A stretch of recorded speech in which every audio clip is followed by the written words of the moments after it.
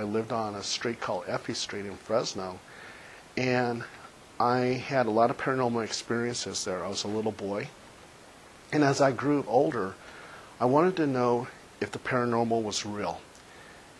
I wanted to know what happened to me on Effie Street. Was it paranormal, or was it childhood nightmares?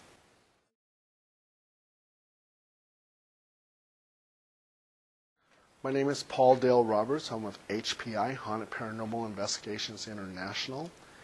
And my role with HPI is I'm the HPI General Manager. I'm a paranormal investigator, paranormal writer, and a demonologist. And also, too, a ufologist. A ufologist is one who studies UFOs. And if you really want to place it into a package, you can call me a 410 investigator, and that means a person who investigates all things paranormal.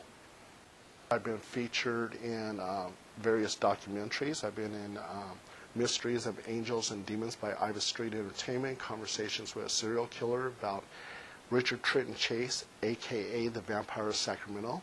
I recently did an investigation on Michael Jackson's ghost, and that was by 2-4 Productions, Sky One TV, and they aired a documentary. It was called Michael Jackson in Search of His Spirit.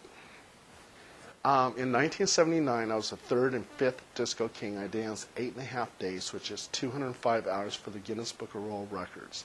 I had the Guinness Book of World Records for a period of 1 month, and I was beaten by some guy in South Africa who danced 329 hours and a half. My very first experience as a paranormal investigator, I was actually dating a girl who was a paranormal investigator. And she told me that if I went to the National Hotel, and she goes, Paul, since you're a freelance writer, you could probably write a story about this investigation. So when I went to National Hotel, I said, well, I better ask permission. And I said, who's the president of this group? And that's Shannon McCabe. A typical investigation would entail, first of all, getting the call or the email in. And then what we would do is we would interview them via phone, find out what the problem is. But basically it entails getting the phone call, the interview, getting set up for the investigation, going through all the evidence, and then the revealing it back to the client. A paranormal investigator needs equipment to do their investigation properly. And it could be something very simple, like a flashlight, because you need to get around. You need to see what's going on. Digital audio recorders are best evidence. Things that you can't hear. So what we do is we take a digital audio recorder, very simple, and we record. And we'll ask something very simple like, is there anyone here? I pause. I stop it, and I play back, and I listen. But sometimes, and we've done this right with the cameras rolling, and that's with the media, and we've got EVPs right in front of the cameras. So digital audio recorders, very important.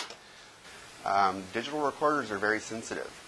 You don't know if you're picking up the car driving a block away, and you're listening to it very closely and you're trying to make sense out of it. Okay, cameras. Nice professional camera here, and a very average camera here, digital camera.